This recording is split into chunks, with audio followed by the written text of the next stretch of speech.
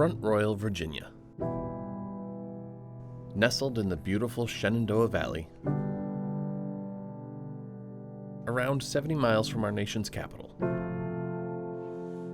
It's the northernmost entrance to Skyline Drive and the canoe capital of Virginia. This place is home for many, from DC commuters to farmers to outdoor adventurers and me. I've lived here in Virginia half of my life now, and it never really felt like home until I moved here to Front Royal, Virginia. You see, growing up in Alaska, this place just hit all the right buttons for me.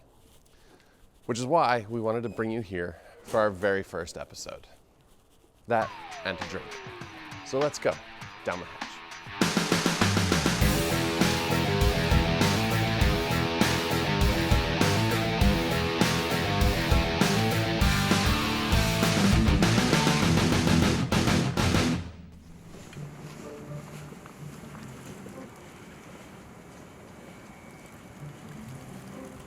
It's early in the morning, and head brewer Tim Arndt arrives at the Front Royal Brewing Company.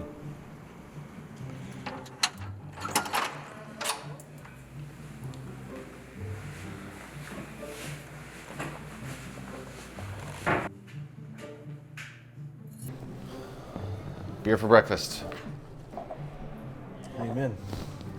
So I first started brewing around 2003, 2004 time frame. Just like any other home brewer story, got a kit for Christmas for my wife and my sister, and just started messing around with extract kits. Located on buzzing Main Street, Front Royal, it's your typical small town strip, complete with gazebo, coffee and ice cream shops, and of course, the local computer repair store. From outdoor adventure seekers, locals, and transplants, this town has a little bit of everything. I've been in Front Royal coming up on 9 years now. Moved here from the Midwest to be closer to family, and we fell in love with the area, the outdoors, the rivers and the mountains from the flatlands of the Midwest. But Main Street hasn't always been as thriving as it is now. Just ask co-owners Jerry Welcome and Tim and Carrie Barnhart. I mean, I think when we first started thinking about how to change Main Street, the one thing that was obvious was that there was people talk down about their hometown. I mean, really, they'd say, why would you do that in Front Royal? Or if we want to go out, Carrie would do focus groups with people in the coffee shop we'd go to and say, where do you go on date night? And they would say Winchester or Haymarket or someplace like that. And then we said, well, what about Front Royal? And said, we would never do that. Yeah, so I contacted Jerry and said, hey, we are revitalizing some buildings in hopes to revitalize the downtown of Front Royal. Yeah, I think just being open past 5 o'clock at night, there really weren't many businesses that were open, so there wasn't really any reason to come downtown. And I think, Carrie and Tim and their investment have really brought in businesses that are committed to being open and to, bringing people downtown again. So it seemed to us that just creating a place that was, fun, nice, that drew in outsiders that they could be proud of, would have a big impact on this town, and I think it has. What's it been like for you starting all of this? I tell you what, the brewing process for me, it's very calming and hands-on. There isn't a single day that feels like it's the same from one day to the next, and that's great. How did it all begin? Well, there are actually two stories here. So Jerry had a story going, and then we kind of tagged along a few years later. Basically what happened was my son Andrew, who works in the brew house, had been working in West Virginia up in Morgantown and been in the restaurant business up there. And after, I think, almost 8 years, he decided he didn't want to do it anymore. So he moved back here to Virginia. And, like any father, I said, well, okay, what are you going to do now? And he said, well, I want to make beer. And I'm like, it's like, really? We actually went to a demonstration of a homebrewer thing, and that's where we met Tim Arndt, our head brewer. I mean, he's the man, Yeah, I don't think we would have ever approached doing this without him. At least that's from my perspective. There was no way we were going to make that kind of investment, not knowing how to really brew commercially. And I just felt that Tim had enough, of his own personal experience in brewing to, take on a project like this. And honestly, I don't know that I would have tried it without having somebody like Tim. And with that, Front Royal Brewing Company was born. A place for everyone in Front Royal, whether young, old, out-of-towner, or local. What is it about Front Royal that kept you out here this long? It's a nice little quaint town. I say little, but it's probably bigger than where I grew up. Sure. in the Midwest. I love the feel of hometown Main Street area that had a lot of historical character. It's kind of it's obviously the intro to the northern end of the Shenandoah Valley, Skyline Drive. You had the rivers, you had the mountains, you had the AT running right through here, so you kind of had that hiker culture in the summer months where you see interesting people come through all the time, and a lot of interesting conversation and things going on with there. And it was truly the beauty of the outdoor environment that drew me here from where we were in the Midwest. Would you say that hiker outdoorsy culture is influential in what you guys do? I think so. We want to appeal to being active, being in an adventure, being creative with not only our food and our beer. We want people to have fun and enjoy the outdoors, and maybe even come here afterwards or take a growler and have fun, camping and enjoying the outdoors as well. If there's one thing beer does well, it's bringing people together. And in Front Royal, it's all about the outdoors. We recruited a couple of businesses to come into the space, and one was an outfitters, Mountain Trails, and they were in Winchester. We said, open up a satellite store here on Main Street, because this is where all the hikers are, and this would be a great place for you to be. And together with Gary Green, who's the owner, we had talked about a place for hikers to kind of he just wanted a picnic table behind his store where they could he's talking about repacking. Set up a picnic table. And it kind of snowballed. Hikers are resourceful, that's enough. Right. We kind of snowballed from there, and we said, well, we have this hallway that's going to be a fire hallway, but it's a little wider. Maybe we can make a facility back there. And we talked about showers, and we have cage lockers back there, and Washer and dryer. Industrial washer and dryer, and just a boot warmer, and a place for them to write messages, and so that's become what is known as Base Camp Front Royal, and that is a place that is actually supported by all of the businesses in this building: the brewery, the outfitters, the bakery. Not only is this brewery located in a historic, rich downtown hotspot, it has its own historical flair too. I guess this used to be a garage? Yes, it did, and it was built in 1920 as a garage. The front was actually a gas station, and they did things like tires and fixing cars. And back here was a parking garage, and also I think they fixed cars back here as far as we could tell. The building is completely concrete. It's 12 inches in the ceiling, 12 inches in the wall, and where they framed it in wood to actually create the concrete structure, sometimes they didn't use wood, they used license plates.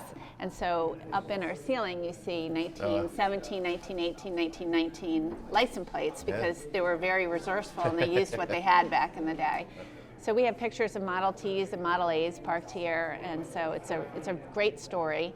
And the family of the Boyds actually come in and are very happy to see what has happened to the building. But that's neat. Between then and now, it's been many things over time, including the local pool hall and an auction house, furniture store, many other things. So it has a great history, and all of us really love the building. This place has been a little bit of everything over the years. But that's not why we're here, is it? It's 5 o'clock somewhere, right? Yep. Now, I'm no poet, but we're here for the beer. When you guys do a lot of heirloom beers? Yes, sir. Part of my tail end of my home brewing career, as I call it, is I was trying to kind of look into styles, historical styles that nobody quite brews enough of anymore. We have a beer called our Hopstrasse, which is German for Main Street. Which is really good. Yeah, we're right on Main Street, and it's a historic German beer called the Kottbusser, Kottbusser, and it's was originally brewed with wheat, honey, oats, and molasses. So it seems like a lot going on. Usually a standard, like kind of a Kolsch yeast, so nice clean ferment finish. But the trick is the honey is added after fermentation, and it has a much more upfront honey character, and it really truly relies on the character of that specific honey. And we have a really good local source of honey out of Strasbourg that we get the fresh honey from, and kind of turned into a honey connoisseur now. But I would put that honey up against just about anything that's on the market today. So and we have researched other things, maybe not so kind of in the past and have to dig up, but like stuff like a Roggen beer, where it's an all rye beer, or a old English gruit kind of a thing. We're messing with some other styles, because there's some old historical Polish styles that are nice. It's like a smoked pilsner, stuff like that we want to try to keep on digging and get some fun stuff out of, for sure. Well, it's cool. I mean, I feel like heirloom vegetables. You don't hear of heirloom beers. Mm-hmm. I mean, if you had to kind of sum that up and describe that in a nutshell, what is an heirloom beer? I would say an heirloom beer is one that obviously you're not going to see it just every day. Somebody is going to have to do a lot of research to try to figure out the best they can to dig up an old classic style from research and books and the like. It's a style that is historical in nature and going to take a little bit of creativity and thought, because you won't be able to taste a one-for-one example. Sure. You're basically trying to recreate an example in most cases, especially with that Kottbusser style. Okay. Who's to say Not if a lot that's to what compare it it to. tasted like or not? But it's done quite well for us. Right. Actually, just won a silver in Nice. one of our local competitions in North Carolina. So. That's awesome. Well, were you guys all beer drinkers before this? We were, but we drank other things too. I've learned to become a beer drinker, but yeah. What's your favorite one? I like the Hefeweizen, which is a really great lighter beer. I don't like the heavier beers as much, but I really like that one. It's crisp, it's clovey, so I really like that one. Do you guys have favorites? Tenfold is mine. Yeah, and then the triple tollgate we did, I thought was fabulous. I can't wait till that comes back. Yeah, I wish that the triple IPA we did was the hazy New England, or as Tim likes to call it, the laser brewer beer. That was excellent, and I like the Canoe Capital. Canoe Capital is it's a nice IPA. I was not a big fan of IPAs, but that one had just the right amount of hops. It didn't, blow you away with the hop. Being was not a hop bomb. That's really good, and the Linden Lager, that was a great addition too. Do you have a favorite? I do. Our Night of the Valley American Porter. Hey Jason, you mind giving us a couple small tasters of the night at 8.8%? Was kind of my first successful homebrew that I ever won an award with. And I won a Best of Show out of the local Hop Blossom homebrew competition out of Winchester. And it was at that point I knew that I wanted to do more, and it was reassuring. It was a confirmation that I was doing the right things, and I was making good beer, and that I could progress with it. It's on tap today, and it always will be on tap because of that.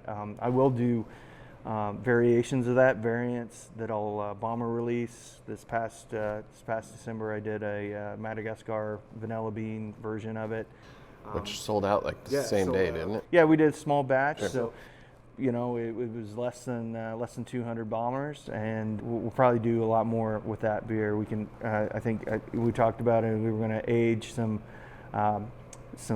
port wine barrels on it from a local winery, Rappahannock Cellars, and probably do a bomber release in the midwinter months as well. So this was the base beer of one of the first successful homebrew awards I had ever won as a home brewer, and I won a best of show in the local homebrew competition called the Hop Blossom competition out of Winchester. It's connected to a craft beer fest. And the version that I won with had vanilla beans in it. Our version here today is a non-vanilla bean version. It's on its own. The porter recipe here is nice, very, very bold flavors. Mm-hmm. You're going to get a lot of coffee, maybe a little bit of definitely chocolate, get those coffee notes. and a lot of kind of a dark fruit presence with the yeast character in it. So it's just a nice little. We serve it in a 8-ounce or 8-ounce pour in a 10-ounce glass snifter. It's a nice little sipper, one and done kind of thing if you're in here having it, or you can take a 4-pack at home, and it's a nice little nightcap So this is campfire what? sipper. 8.8%? 8.8. Yep.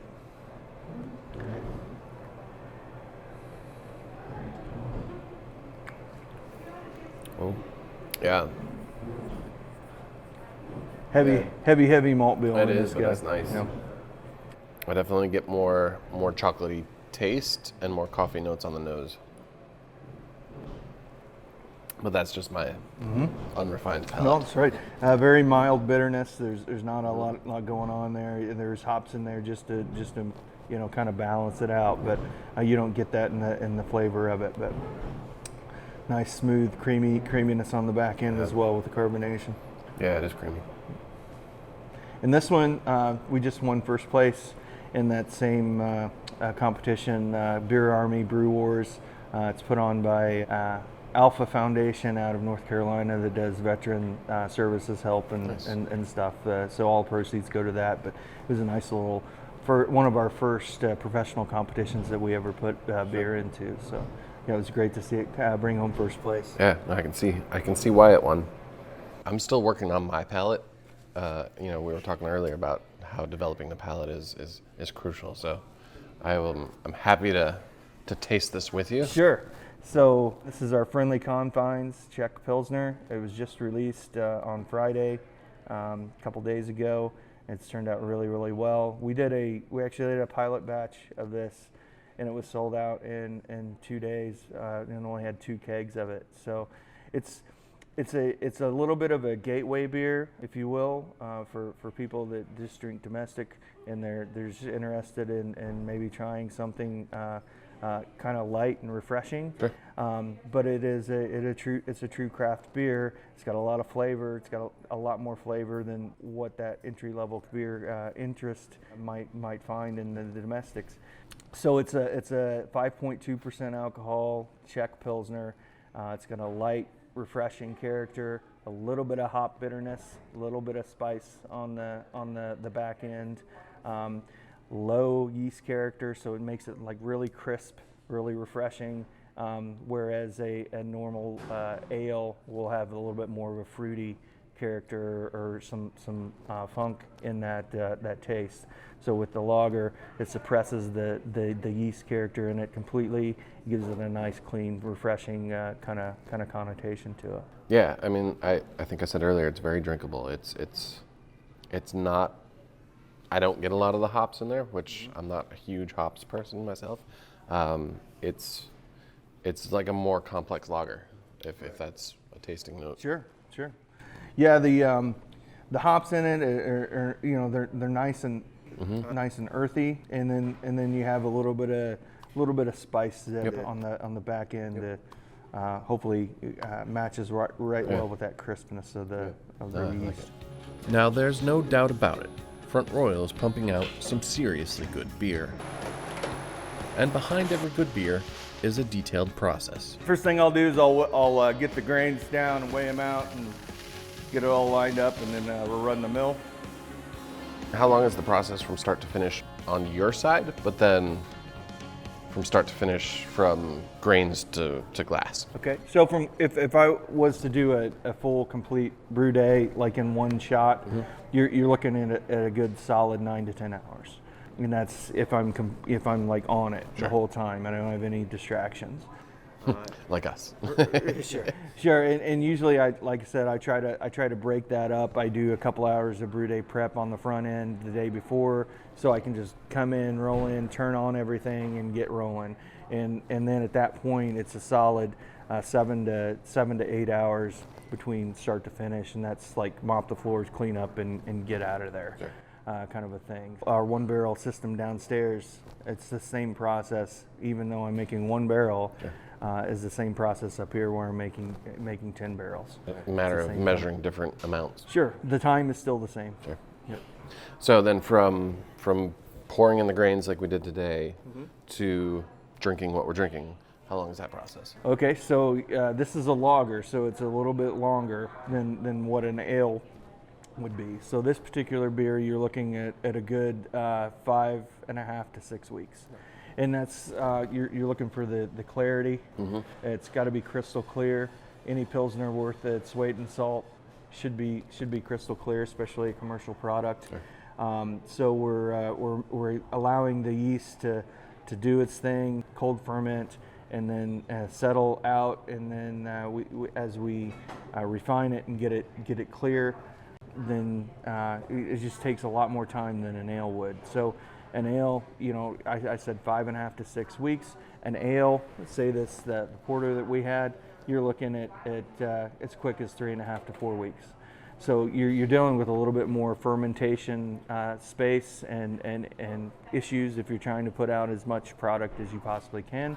You just have to make that commitment that you're going to tie up that fermenter for that 2.5 week extra waiting period for that lager, but I think it's worth it. It's that same dedication and attention to detail that makes Tim's beers so delicious. Well, and he's committed to, doing it right, not taking any shortcuts, making sure of the cleanliness and doing all of the things that people maybe don't really understand that goes into the beer making process, how the consistency and the quality are really go in, through a lot of different areas of the brewery. I mean, cleanliness, making sure everything is done the way it should be done. So his attention to detail, I think, really helps in making this place what it is. And after a couple drinks, you may find yourself looking for a bite to eat. I mean, our food is a good complement to the beer. We're trying to pair our food in our beer, and we're really trying to focus on street food, which we think goes really well with beer, kind of more gourmet street food. Well, tell us a little bit about the Beer It Forward program. Who came up with that? It was Tim's idea. I think that's something that a lot of breweries are doing.